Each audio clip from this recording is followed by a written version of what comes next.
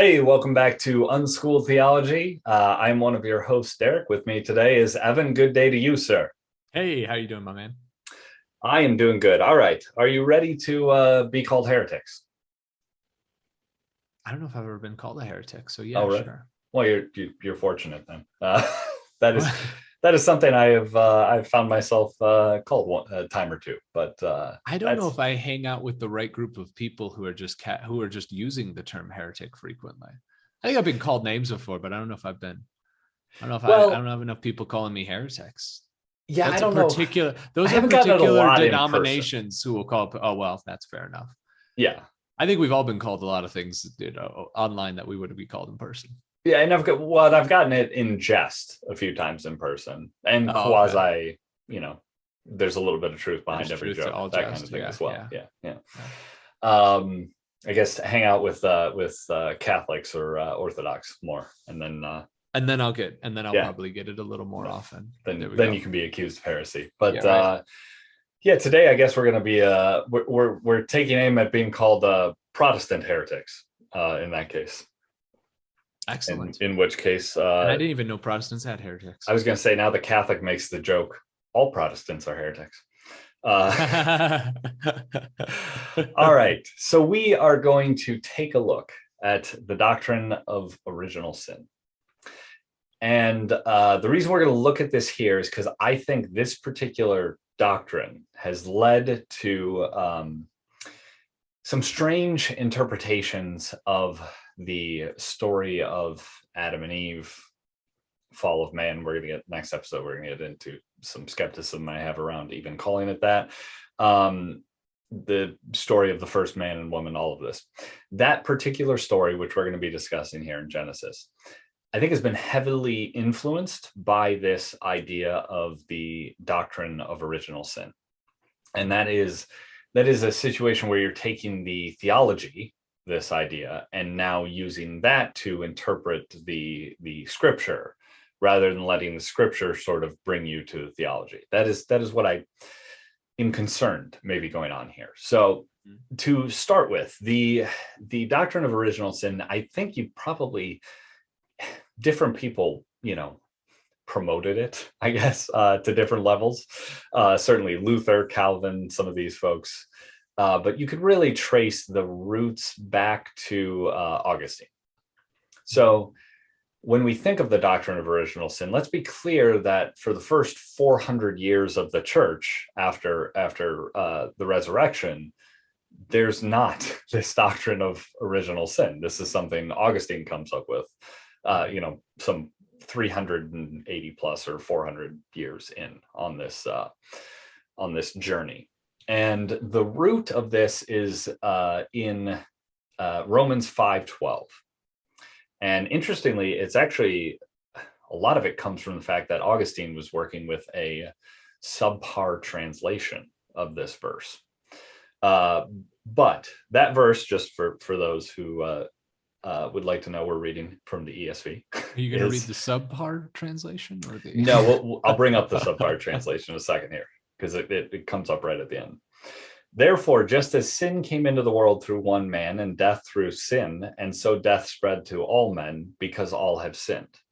Now, that end part there, because all have sinned, the translation Augustine was working with was said, in whom all have sinned.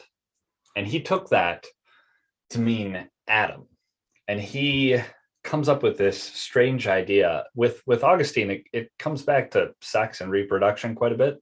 Almost always. Yeah, so he argues that because Adam contains the seed of all of us, we're all present with Adam as he sins, and therefore we all are sinners as a result of that. It's very strange. It's like the idea of a corrupted gene pool.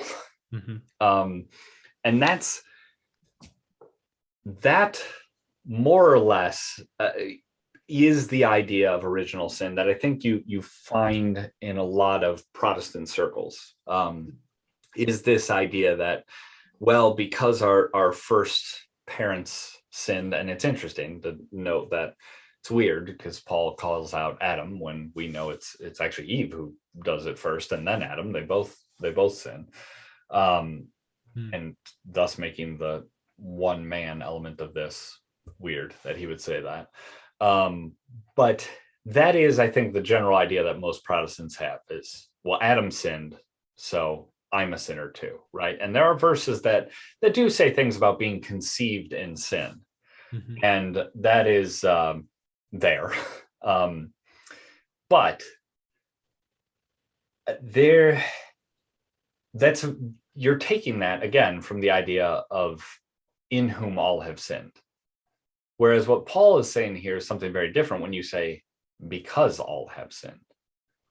And it's worth noting too, Paul there is not addressing the universality of sin. He does that actually in a couple chapters prior. He talks about the idea of sin being this sort of universal condition of mankind. Here he's addressing very specifically the wages of sin, as death. And he is addressing why that is a universal fact. And it is worth noting that the idea, right, that we're all going to die because of Adam does seem a little bit contradictory to the idea of Ezekiel 18:20, where it says, the one who sins is the one who will die. The child will not share the guilt of the parent, nor will the parent share the guilt of the child. Right. And that is placing it very much in sort of individual terms. And the idea that, to sin or to face death is a result of having sinned. And Paul makes it clear, well, we all sin, though. Right. And so he is saying, no, we all will face this consequence of sin. That is very much the case. But he's not saying the reason we're going to face it is because Adam sinned. The reason we're going to face it is because we all sin, right? And we do. Can I interrupt here just briefly? Yeah, no, please jump in whenever. There's a the conception I'm trying to deal with is if we were to contend that Adam's sin by default makes all sinful by some sort of inheritance, then wouldn't that also mean that he's comparing it to saying, just as sin entered the world through one man, so also can the forgiveness of sin come through one man and Christ? Well, if Adam's sin infects everybody by default, then wouldn't Christ's salvation infect everyone by default as well? Wouldn't that be the point that Paul's making in that? And I don't think any Christian would contend that. And I don't think that's the point he's making. And I don't think that's the point he's making. And I think there's plenty of other references that are easy to make to say it's dependent on the individual to believe that that's how salvation's determined. Yes. And which is far more appropriate with the interpretation you're getting at of saying, in the same way that one man secures the opportunity for salvation and the individual can believe in that, so too did sin initially enter the world via one man, and all made the choice to sin after him as well. Yeah, sin is not necessarily something that is infectious, but something more so that is a choice that an individual makes, that a person makes. Yeah, I would go so far even to say that what Paul might be getting at is the idea that we getting sort of to the frailty of humans and our sort of, we have free will, but we're very weak. We're very weak creatures. And that if one of us sins, that breaks God's order, right? And we can only ever also participate in that, right? Once God's perfect order is broken, we inevitably we are incapable of fixing it. Let's put it that way, right? Only Christ is capable of fixing it. And so since we're incapable of fixing it, we will inevitably sin, right? And that is, I think, what's really being captured here, right? Is that in a way, so let's bring up a weird tangential example here. Let's think of Superman and Batman, if we will. Superman is very much, well, historically, let's set aside what's being done with the character these days, but historically is this character where he is pure, right? And he is a character of light and does not need to go anywhere near the darkness in order to be the hero. But he's alien, right? He's not human. He represents this idea of the hope of what humanity could be. Even the symbol on his chest is supposed to be the Kryptonian symbol of hope. He's supposed to be that symbol of that. Whereas Batman is the idea. Yeah, exactly. Superman. Batman, though, is the idea of like the best we could realistically be, is what Batman sort of represents as a character. But Batman has to go into the darkness. He can't be a creature of pure light because he lives in that fallen world, if you will. And he is not capable of being beyond that fallen world. And that to me is sort of like what, weirdly, bringing up Paul and Batman, that's sort of, I think, what Paul is getting at in this section, though, is that we are, because we live in that fallen world, we can only ever hope to be this version that has to sort of play with the darkness in a way, right? We can't ever fully become light because the darkness will always get on us. We will end up sinning, and thus we will die. Whereas for Jesus, he was a being of light, right? He was pure light. He was able to live in yet be separate from the world, which is the thing that we aspire to as Christians, but ultimately we're humans that are less than God, therefore will fail, right? So one of the things I want to get at here is the part of the reason the idea of original sin, I think, is attractive from a theological perspective, let's say, is it does give you a very strong argument regarding the universality of sin, that all men sin, right? Weirdly, though, it gives you it in this almost artificial way, right? Because you start to go some weird places where there have been some Calvinist thinkers, not all of them, but some, who would argue that, well, no, you're conceived in sin. That means even the infant who is just born, if they die, well, you know what, they go to hell because they're sinful from birth, right? Augustine even had those kind of ideas of sort of being sinful from birth. It's logically consistent. It is if you're gonna look at it as this sort of genetic defect. Correct.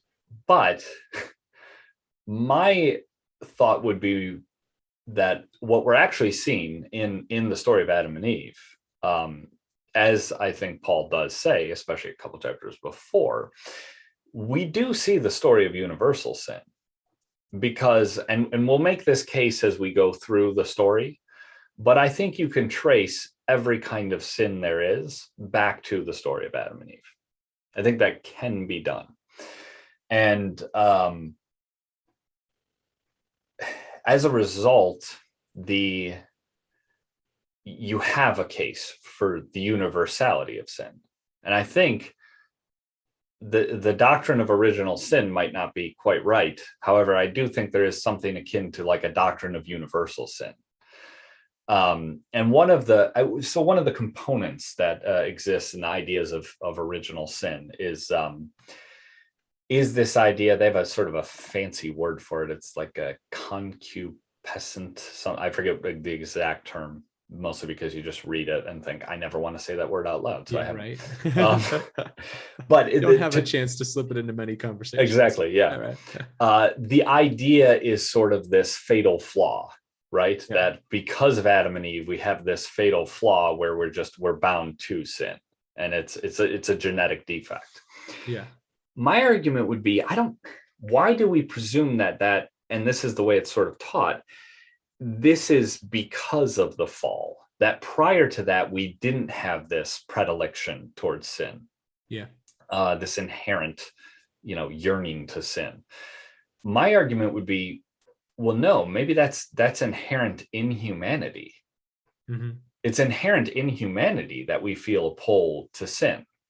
And we'll get into what sin is as we get on from this, as we look into the story of Adam and Eve. So that statement that we all have a yearning to sin, it'll become, I think, a little more clear as we really get into what sin is in the course of these coming episodes. But the idea that we have a yearning towards it, here's I'm going to give two examples of why I think that's inherent to humans. It's not a result of the fall. One, because Adam and Eve in this story, or man and woman in this story, they do sin, right? So even if you look at this at a historical perspective, clearly it is within them, not within them after the fall. It was within them from the beginning, right? Correct. And there's not examples of ones coming before them that didn't. Exactly.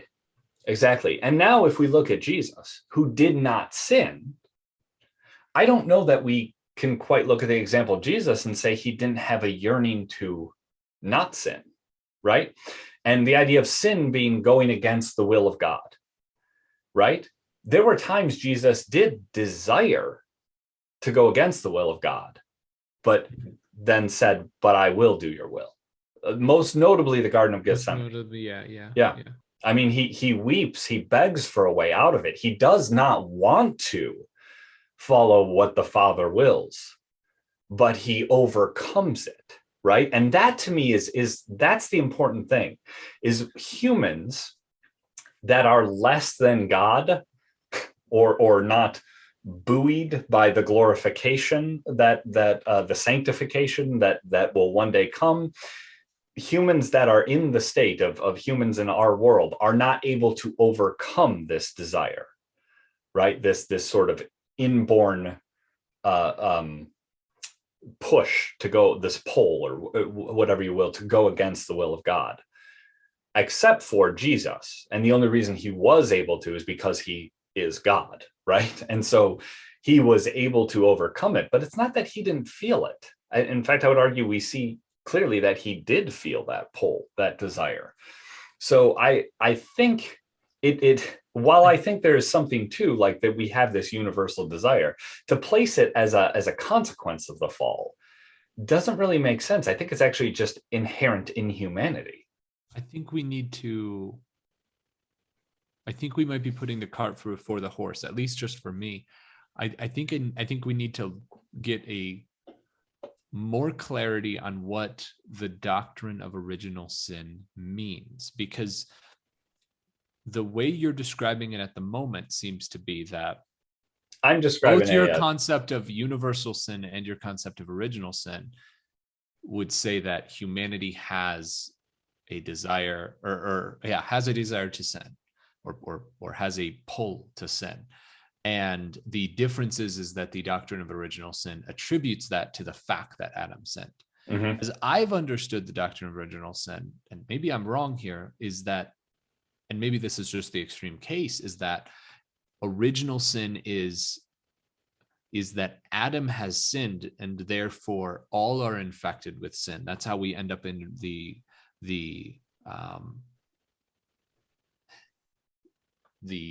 deterministic argument that infants are bound for hell, right? Who die before having the opportunity. Which we should point out. Many Protestants do not think that. Correct. So I'm wondering, is what I'm saying just an extreme interpretation of original sin, or is that the standard interpretation of original sin? No, that's an extreme, and I think the problem is people have realized that is the logically consistent perspective, but somehow find that to be inconsistent with their conception of God. Yeah, because I grew up oftentimes with that phrase, born into sin.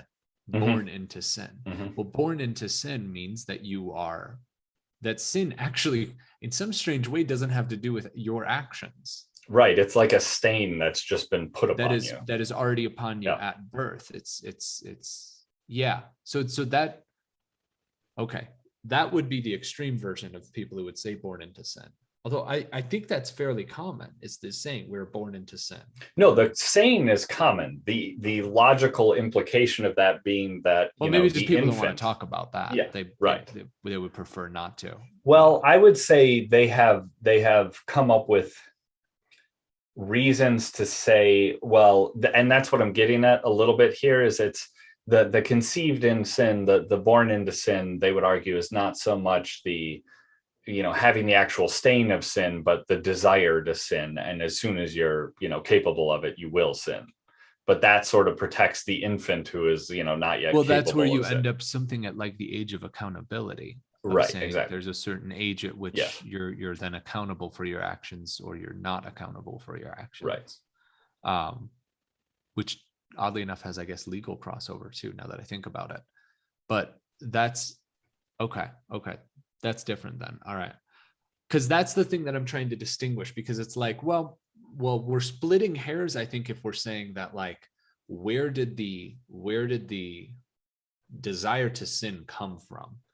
I still would tend to say that, well, it didn't come from the fact that Adam sinned. That doesn't mean that now everybody desires to sin. It's like, well, yeah, and why did Adam sin? Exactly. So that's where you end up with the universal sin. But if we're splitting hairs and saying the other is the doctrine of original sin, I'm not sure if that's the doctrine of original sin. I think the doctrine of original sin is saying, look, you're born in sin.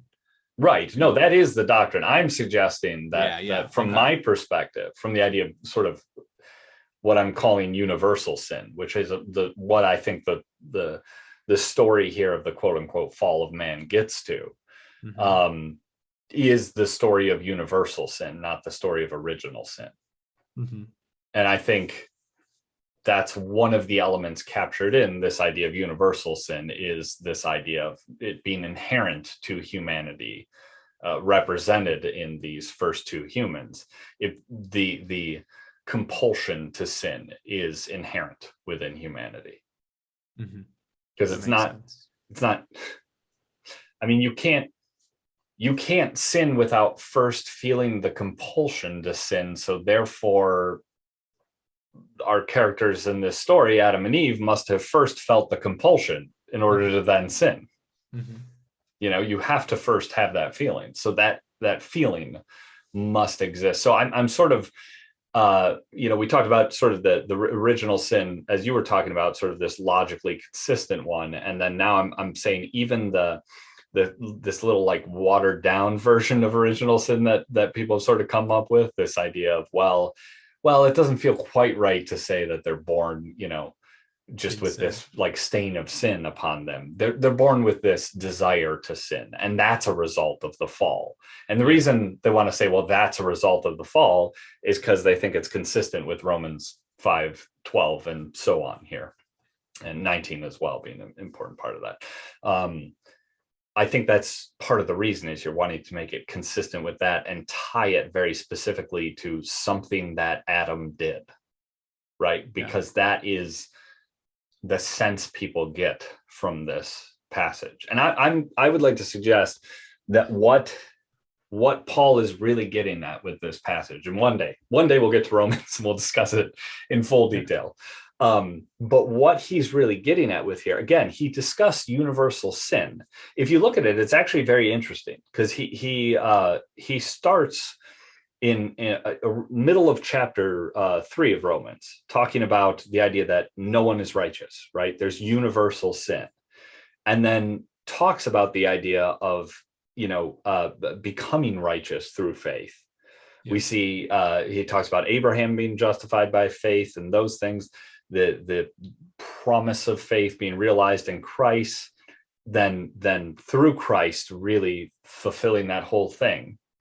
And then now it feels like he goes back to the beginning again and says, okay, so there's the universal death as a result of the universal of sin.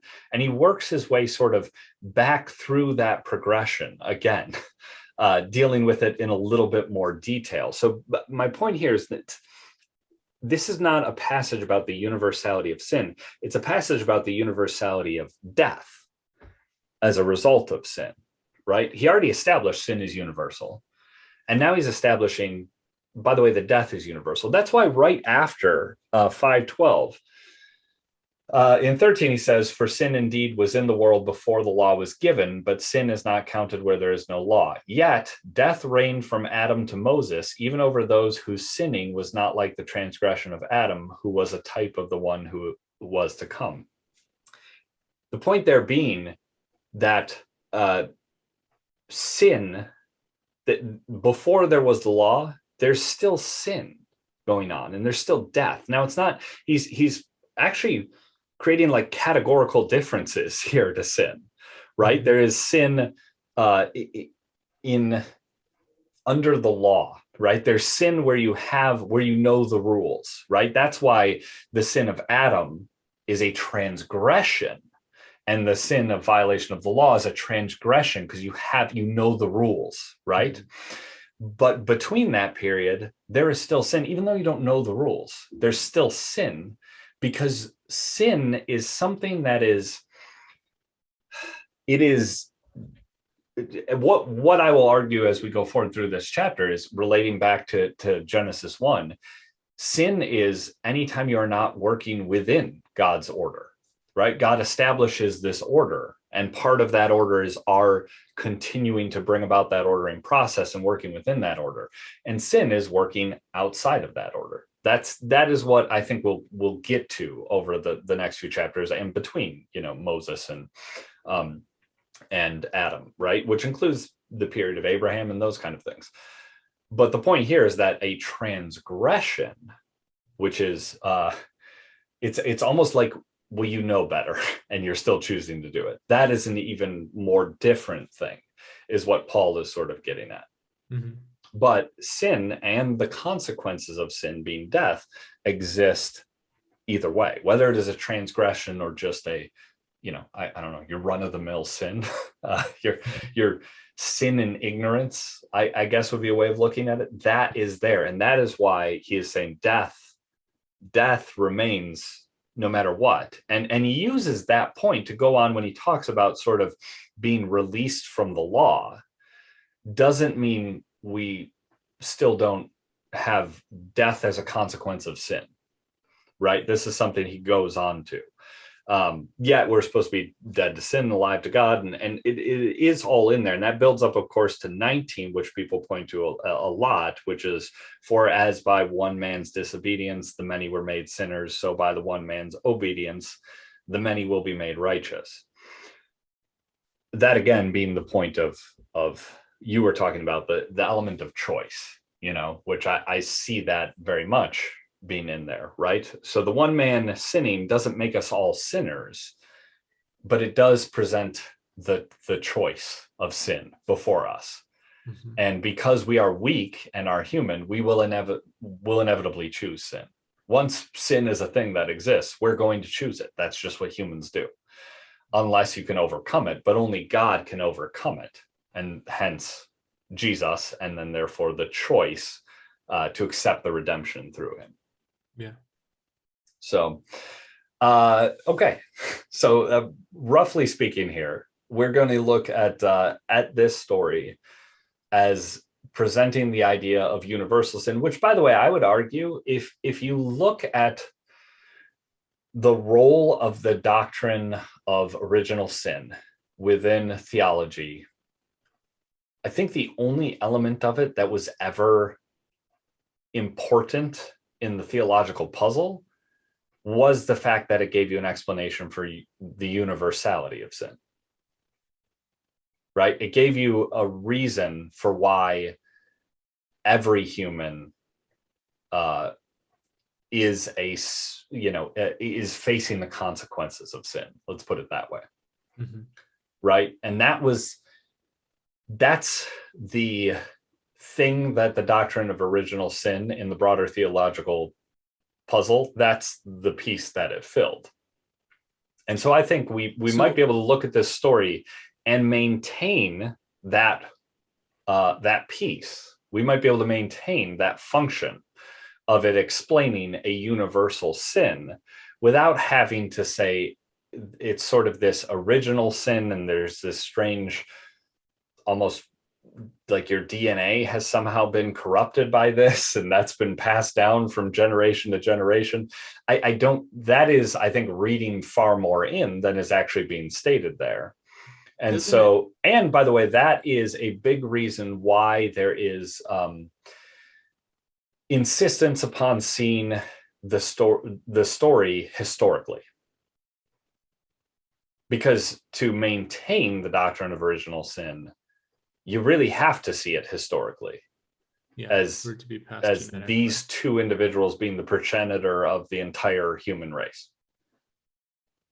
It seems to be an act of both blame shifting potentially and yes, and distancing yourself from your own sin. Yes, because if you look at it as though you are born in sin, well, number one, then it's somebody else's fault that you were born in sin. I would argue it creates an evil God. Then secondly, I know you're just, we can get to that. Then no, secondly, we will. That's what that makes me think of. Then secondly, after you blame shift, it also allows you to say, look, I'm born in original sin. So that's the sin that I need to rectify. And by accepting grace, right. It's not the actions that I've taken. The personal sin. Yes. Yeah. Yeah. It's the original sin that I need to be cleansed of in addition or something like that. But it does allow you to then simply say, look, it's somebody else's fault that I ended up in this circumstance and I'll accept the salvation. But I didn't really do anything wrong, because in which case, going to my point about the God you're describing, then who is this God who is,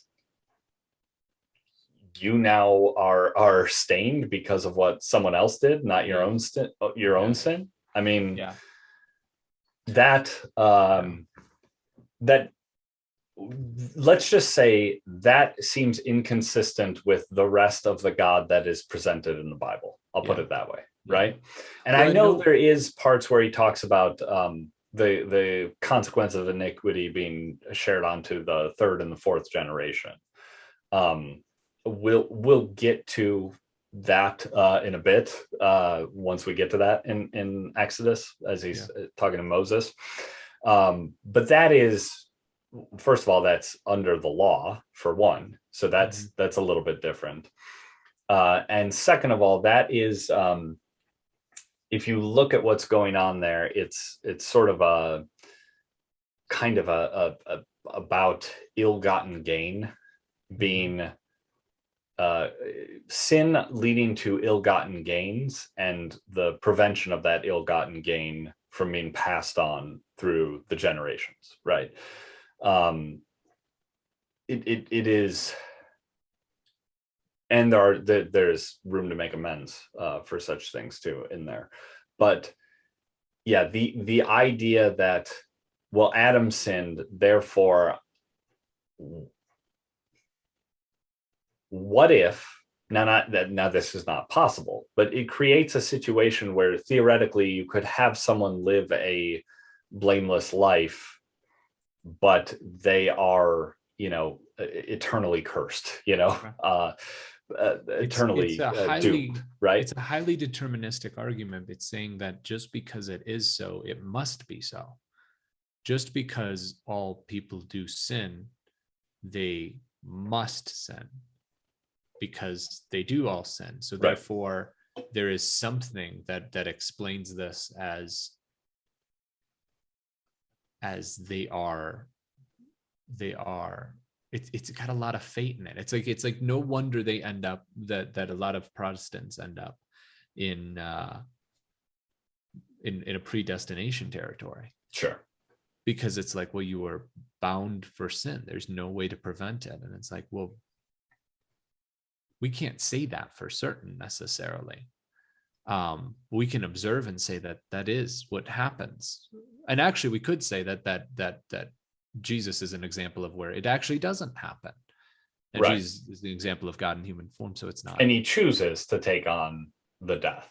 Correct. Right. Correct. It didn't have to be a consequence for him, and it wasn't a permanent consequence for him. Right. Yeah. Yeah. And he chooses, though, to take on that death.